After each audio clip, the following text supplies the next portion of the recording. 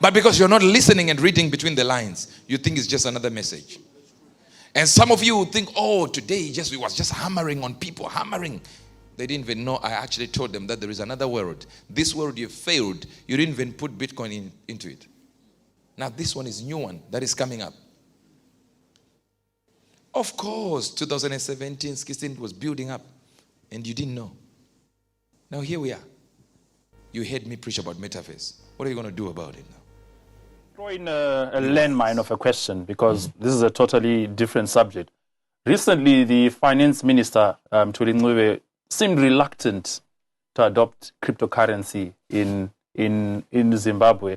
And I was speaking to a few economists who were thinking, actually, it would be a good idea to adopt crypto in Zimbabwe. As someone with a background in business, finance, and someone who's obviously encouraging investors to come to Zimbabwe, what are your thoughts on crypto? I would say Honorable Minister Tulinguwe is really, really somebody that is the brains for it. All right. Okay. When you are in finance, you actually understand that crypto, or rather, the blockchain technology that, of course, controls this crypto. What happens is you have a lot of the things that drive, right? Look at Bitcoin for instance. If you look at maybe Medicoin that was just introduced recently, it hasn't taken off yet, but it is backed by a lot of pharmacies that have actually said we can take the coin and you can buy using that coin medication, so that to kind of keep the issue of bad medication and bad drugs and fake drugs and stuff like that, or people overdosing and dying and stuff like that. So you've got something that backs that cryptocurrency. Other cryptocurrencies don't have anything that backs except the faith of the people. So sometimes to put that and draft it in the economy when you know it's based on faith of the people. All right. For instance, Bitcoin was on 66,000 just a few weeks ago. Now it's on 50,000. It would go to 40,000. It will come back to 20.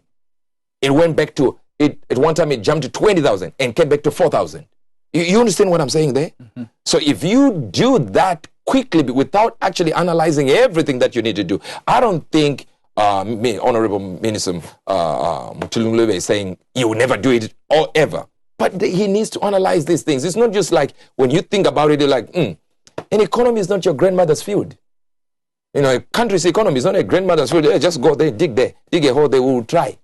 It's not like that. You analyze a lot. There are a lot of things that he needs to analyze for him to get to that decision. Okay, so you are saying give it time. You're not ruling it out. I'm not ruling it out. As something you would recommend yourself. Yeah, he's a very level-headed man. He's able to analyze what's happening with the economy, and when time comes for that to happen, it will happen. I'm intrigued by one thing.